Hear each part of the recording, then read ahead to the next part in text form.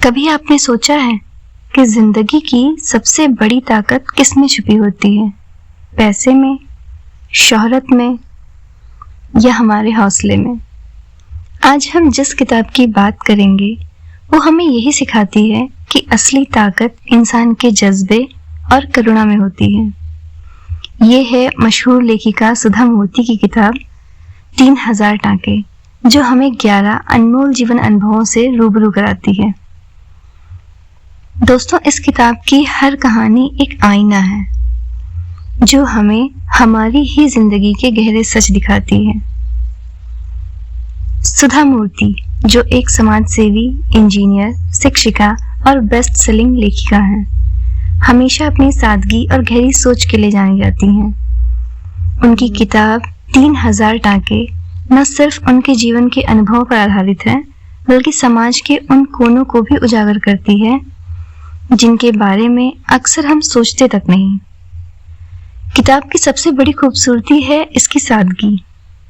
इसमें किसी तरह का जटिल साहित्य दिखावा नहीं है, बल्कि दिल से लिखी हुई बातें हैं जो सीधा दिल को छू जाती हैं।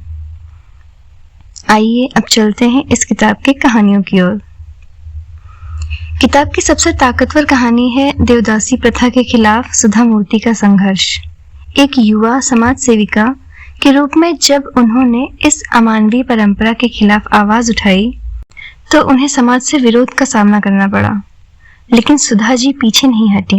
उन्होंने सालों तक इन औरतों के साथ काम किया, उनकी मुश्किलें समझी, उनके बच्चों की शिक्षा पर काम किया। धीरे धीरे हजारों महिलाओं को जीवन बदलने लगा और अंततः लगभग 3000 औरतें इस प्रथा से बाहर आईं। तब ये टाँके सिर्फ धागे नहीं रहे, ये हिम्मत, बदलाव और नई जिंदगी का प्रतीक बन गए। यही वजह है कि इस किताब का नाम है 3000 टाँके। सुधा जी की दूसरी कहानी उनके स्टूडेंट लाइफ की है। वो कर्नाटक के इंजीनियरिंग कॉलेज में दाखिला लेने वाली पहली महिला थी। सोचिए, एक क्लास जिसमें 100 से ज्यादा लड़के हों और सिर्फ एक लड़की। कितना कठिन रहा होगा उनके लिए। न चेंजिंग रूम था, न कोई सुविधा। कई लड़के उनका मजाक उड़ाते थे, उनका आत्मविश्वास तोड़ने की कोशिश करते थे, लेकिन उन्होंने धैर्य और मेहनत से पढ़ाई जारी रखी और अंत में गोल्ड मेडल हासिल किया। ये कहानी हमें सिखाती है कि चाहे हालात कितने भी अकेलेपन वाले हों, अगर जज्बा हो तो राह बन ही जाती है। तीसरी कहानी सुधा जी के बचपन से जुड़ी हुई है।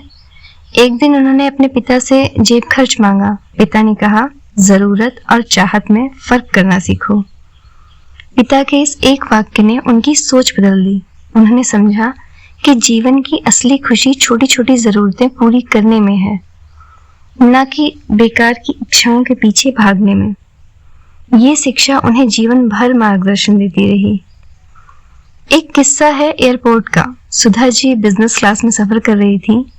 एयर होस्टेस ने सोचा शायद वो गलती से वहां आ गई हैं, क्योंकि वो साधारण कपड़ों में थी।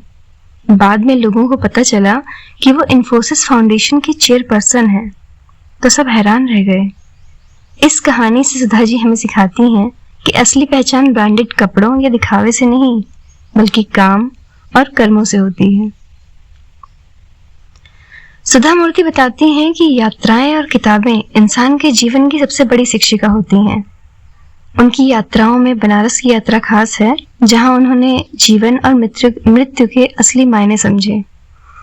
इस कहानी से हमें ये भी सीख मिलती है कि यात्रा सिर्फ जगह देखने के लिए नहीं होती। हर यात्रा का एक अलग मकसद होता है, बल्कि आत्मा को समृद्ध करने के लिए भी यात्राएं होती हैं। दोस्तों, 3000 टाँके कोई साधारण किताब नहीं, ये जिंदगी की किताब है। ये हमें दिखाती है कि समाज बदलने के लिए साहस चाहिए, अकेलेपन को हराने के लिए धैर्य चाहिए और जिंदगी को जीने के लिए करुणा चाहिए। सुधा मूर्ति हमें सिखाती हैं कि इंसान की असली खूबसूरती चेहरे में नहीं, बल्कि उसके विचारों और कर्मों में होती है।